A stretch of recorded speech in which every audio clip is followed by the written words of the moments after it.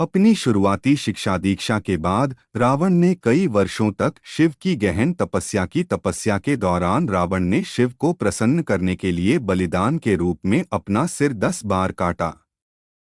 हर बार जब वो अपना सिर काटता था तो उसके धड़ में एक नया सिर लग जाता था, जिससे उसने अपनी तपस्या पूरी की और अंत में भगवान शिव ने उसकी तपस्या से प्रसन्न होकर उसे वरदान दिया।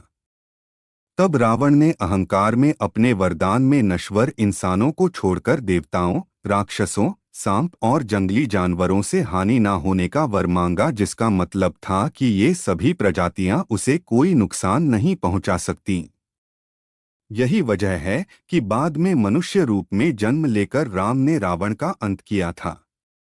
रामायण, विजयदशमी या दिवाली का जिक्र होने पर हमारे मन में सबसे पहला ख्याल श्री राम और रावण के युद्ध और भगवान राम द्वारा रावण के अंत का आता है। लेकिन शास्त्रों में रावण को एक दैत्य, राक्षस, अत्याचारी के अलावा भी कई रूपों में वर्णित किया गया है। रावण को महान विद्वान, प्रकांड पंडित, महाज्ञानी, राजनीतिज्ञ, महाप्रतापी, महापराक्रमी योद्धा और अत्यंत बलशाली जैसे नामों से पुकारा गया है। रामायण में जिक्र है कि राम ने भी एक बार रावण को महाविद्वान, उसके ज्ञान के संदर्भ में महान ब्राह्मण के रूप में संबोधित किया था। रामायण में रावण को ऋषि विश्रवा की संतान बताया गया है, लेकिन उसकी मां कैकसी क्षत्रिय राक्षस कुल की थीं। इसलिए उसे ब्रह्मराक्षस कहा जाता था। राक्षसी और क्षत्रिय दोनों गुणों के साथ वो बेहद बलशाली और बहुत बड़ा शिवभक्त था। रावण का जन्म महान ऋषि विश्रवा, विस्मुनि और उनकी पत्नी दैत्य राजकुमारी कैकसी के घर हुआ था। उनका जन्म देवगण में हुआ था, क्योंकि उनके दादा ऋषि पुलस्त्य ब्रह्मा के 10 मानस पुत्रों में एक थे। वो 7 महान ऋषियों के समूह, जिसे सप्तर्षि कहा जाता है, उसके सदस्य थे।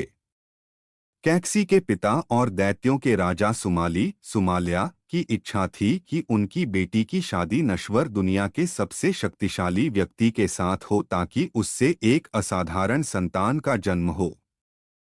उन्होंने अपनी बेटी के लिए आए विश्व के बड़े से बड़े राजाओं के प्रस्तावों को ठुकरा दिया, क्योंकि वो सभी उनसे कम शक्तिशाली थे।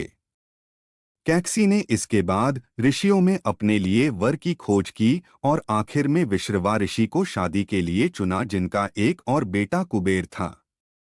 रावण ने बाद में अपने सौतेले भाई कुबेर से लंका छीन ली और उसका राजा बन गया। रावण के 2 भाई विभीषण और कुंभकर्ण थे। कुछ स्रोतों में अहिरावण नाम के एक और भाई का उल्लेख भी है। उनकी मां के कुल का संबंध मारीच और सुबाहु दैत्यों के परिवार से था। कैकसी ने एक बेटी को भी जन्म दिया था, जिसका नाम चंद्रमुखी, चंद्रमा जैसी चेहरे वाली लड़की था, जिसे बाद में राक्षसी शूर्पणखा के नाम से जाना गया। पिता के सानिध्य में सीखा वेद और युद्ध कला पिता विश्रवा अपने बेटे रावण को आक्रामक और अभिमानी होने के साथ साथ एक अनुकरणीय विद्वान कहते थे। विश्रवा के संरक्षण में रावण ने वेदों, पवित्र ग्रंथों, क्षत्रियों के ज्ञान और युद्धकला में महारत हासिल की। रावण एक उत्कृष्ट वीणा वादक भी था और उसके ध्वज के चिन्ह पर वीणा का भी चित्र दिखाई देता था। रावण दैत्यों की नैतिकता को बनाए रखे, इसके लिए रावण के नाना सुमाली ने अथक प्रयास किए। रामायण में वर्णन है कि रावण का यदुओं के क्षेत्र से घनिष्ठ संबंध था, जिसमें दिल्ली के दक्षिण में मथुरा शहर से लेकर गुजरात, महाराष्ट्र, राजस्थान के कुछ हिस्से शामिल थे। माना जाता है कि रावण का संबंध लवनासुर से भी था, जो मधुपुरा, मथुरा का एक राक्षस था। लवनासुर को राम के सबसे छोटे भाई शत्रुघ्न ने मारा था। यदु क्षेत्र में नर्मदा के तट पर एक बार भगवान शिव की पूजा करने के बाद रावण को सबसे महान यदु राजाओं में एक राजा कार्तवीर्य अर्जुन के सिपाहियों ने पकड़ लिया और उसे कई दिनों तक अपनी कैद में रखा। रामायण के संदर्भों में बहुत साफ साफ कहा गया है कि रावण पूरी तरह मनुष्यों या फिर असुर के समान नहीं था। वो इससे कहीं बढ़कर था। शिव की तपस्या। अपनी शुरुआती शिक्षा के बाद रावण ने कई वर्षों तक शिव की गहन तपस्या की। तपस्या के दौरान रावण ने शिव को प्रसन्न करने के लिए बलिदान के रूप में अपना सिर 10 बार काटा। हर बार जब वो अपना सिर काटता था तो उसके धड़ में एक नया सिर लग जाता था, जिससे उसने अपनी तपस्या पूरी की और अंत में भगवान शिव ने उसकी तपस्या से प्रसन्न होकर उसे वरदान दिया। रावण ने भगवान शिव से अमरता, सदा अमर रहने का वर मांगा, जिसे शिव ने देने से इनकार कर दिया, लेकिन उन्होंने उसे अमरता का दिव्य अमृत दिया।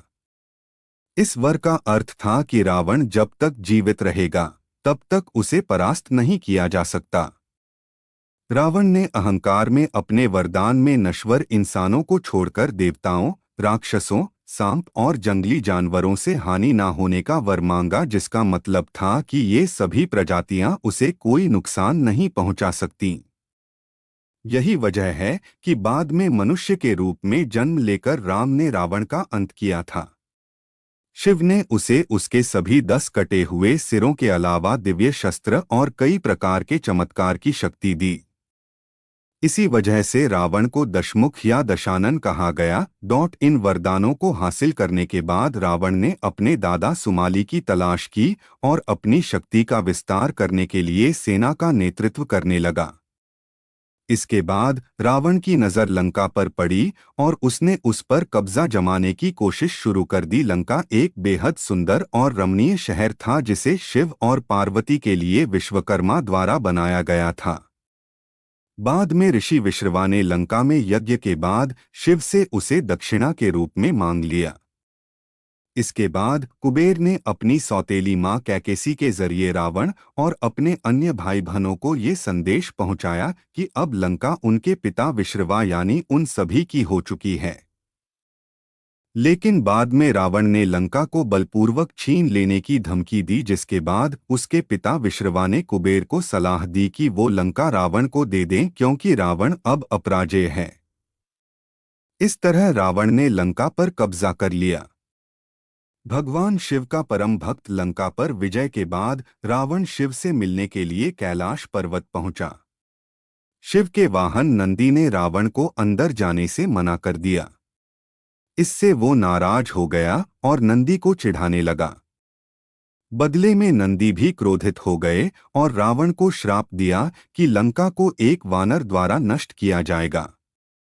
नंदी के सामने शिव के प्रति अपना प्रेम दिखाने के लिए रावण ने कैलाश पर्वत को उठा लिया और कहा कि वो शिव समेत पूरे कैलाश को लंका ले जाएगा।